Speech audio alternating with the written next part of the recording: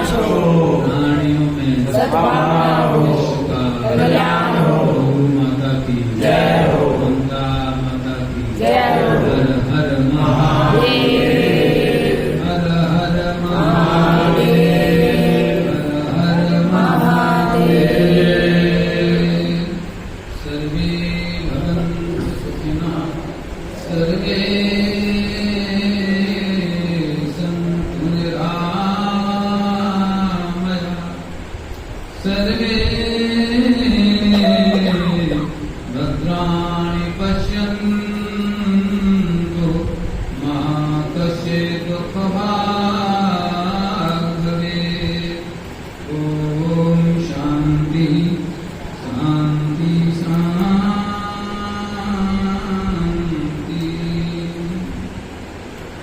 परम आदरणीय पूज्य कैलाश मठाधीश्वर जी महाराज, आदरणीय पूज्य निर्वाण मठाधीश्वर जी महाराज, महामंडलेश्वर स्वामी जयदेवानंद सरस्वती जी महाराज, महामंडलेश्वर प्रबोधानंद जी महाराज एवं सुव्यवस्थित मंच का संचालन कर रहे हमारे स्वामी दयानंद जी महाराज, अन्य नामों से लोग परिचित नहीं हैं, समस्त संपूर्ण भक्तवृंद, श्रद्धा में मंगलमय मातृ शक्ति सुंदर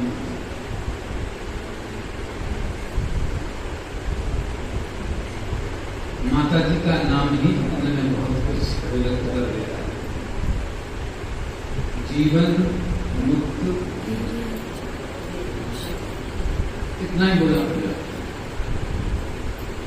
इससे आगे कुछ न बोले तो भी काम चलेगा। जीवन मुक्त, जो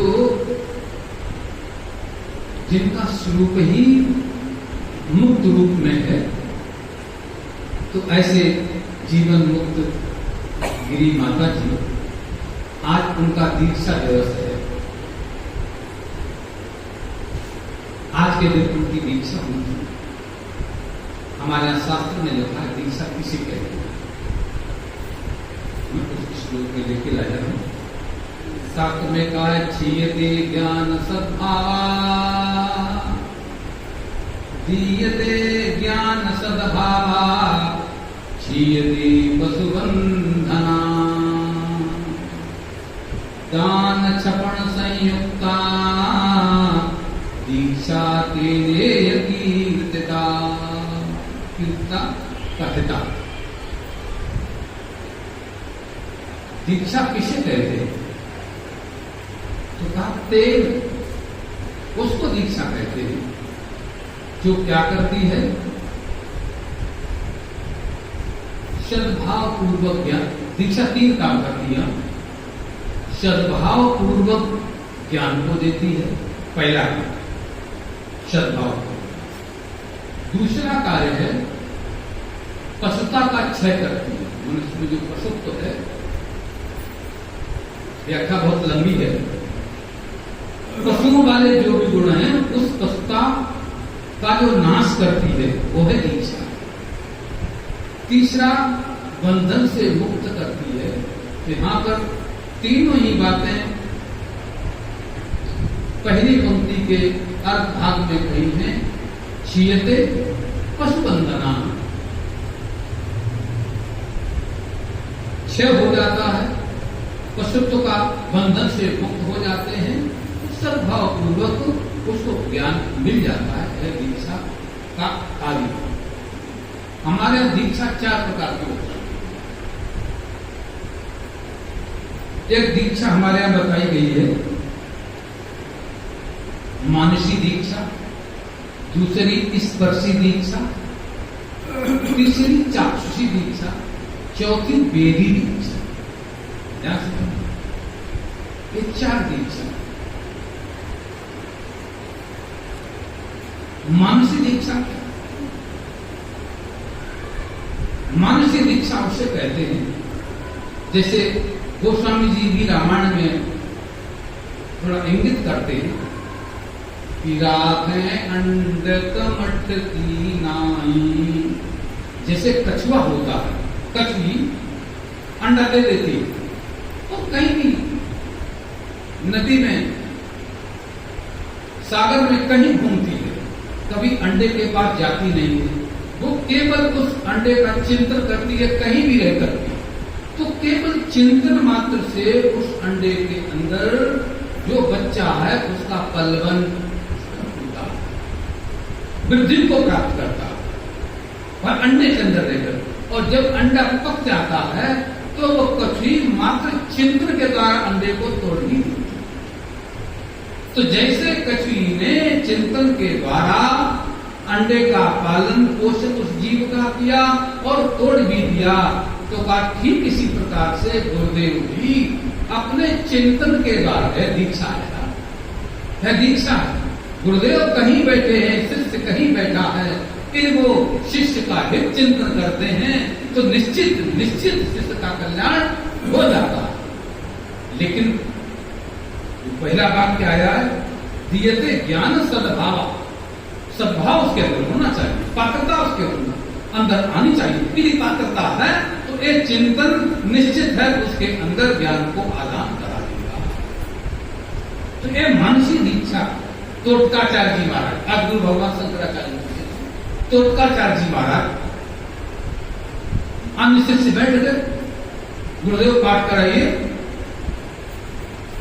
आदिगुरु भगवान शंकर बोले अभी तोटकाचार्य नहीं आए, बोले उसका ना आना बराबर होता है, उसे कुछ खास आता नहीं, पढ़ने में थोड़े कमजोर थे।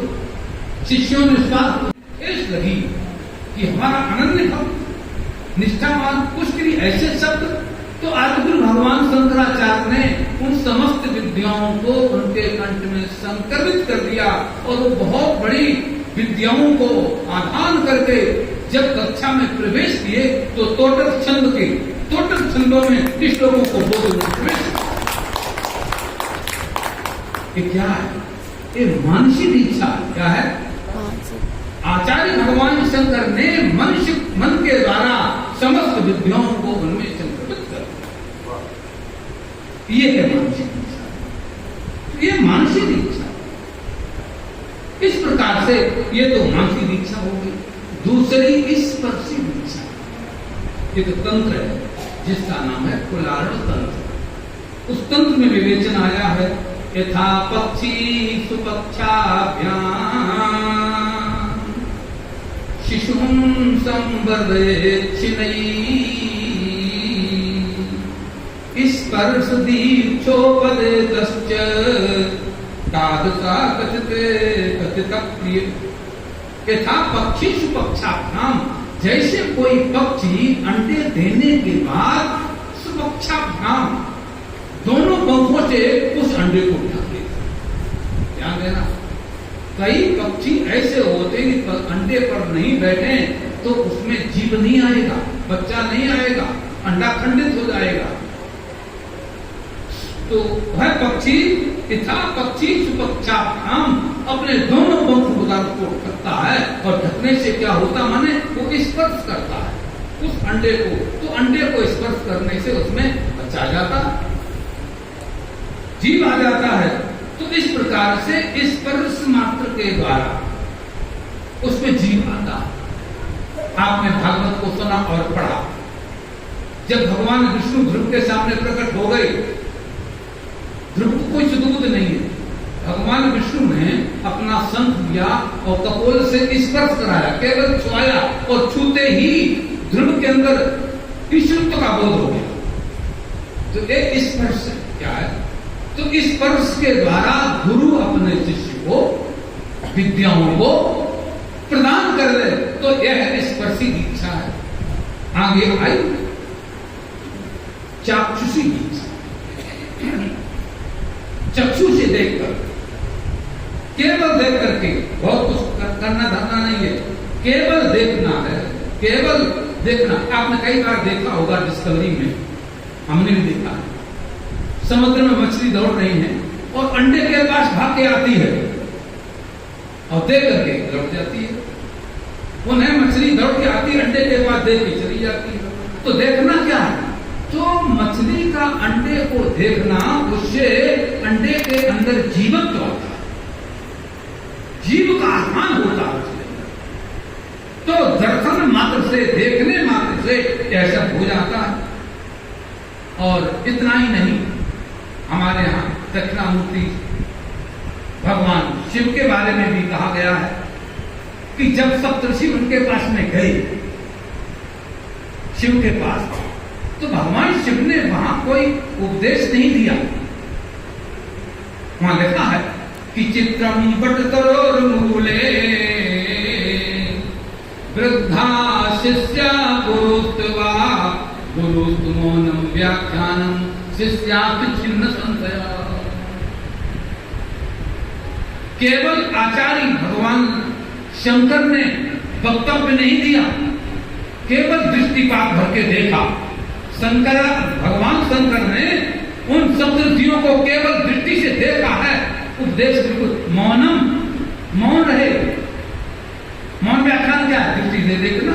भगवान शंकर ने केवल ऋषियों को देखा और देखने मात्र से उन सातों जीवों ज्ञान हो गया, ऐसा कुछ ज्ञान हो गया। तो ये चाक्षुषी दीक्षा और वेदी दीक्षा आप जानते ही हैं, प्राय आजकल वेदी दीक्षा ही चलती है।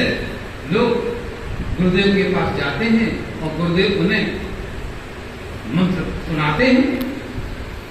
जैसे श्वेत कौतुक उद्दालक के बीच में गुरुदेव ने कहा तत्त्वमसि, उसको सुनते ही उनको आत्मबोध हो गया। तो ऐसे ही गुरुदेव कान में वो मंत्र बोल देते हैं। महाभारत में एक प्रसंग आता है, नहीं सुनाना है, वो टेटहरी है, ऊपर से चिल्लाती है, टे टे करती है और अंडे तक आवाज पहुंच रही है। तो केवल उस आवाज के द्वारा उस अंडे के अंदर जीव आ गया। तो ये जो शब्द है, शब्द ही हमारा कल्याण कर देता है। तो ये वेदी दीक्षा है। इस प्रकार से एक 4 दीक्षाओं का वर्णन संक्षेप से मैंने आपको बताया। हो सकता है तुम्हें जरूर हो इच्छा थी इसको बताया जाए, क्योंकि आज ये दिवस था, दीक्षा दिवस था। तो दीक्षा दिवस के अवसर पर ऐसा ही कहना चाहिए। जिसकी शादी उसके गीत होने चाहिए। तो दीक्षा दिवस का दीक्षा के बारे में कुछ शब्द कहे, इन्हीं शब्दों के साथ वाणी का काम। ओम शांति।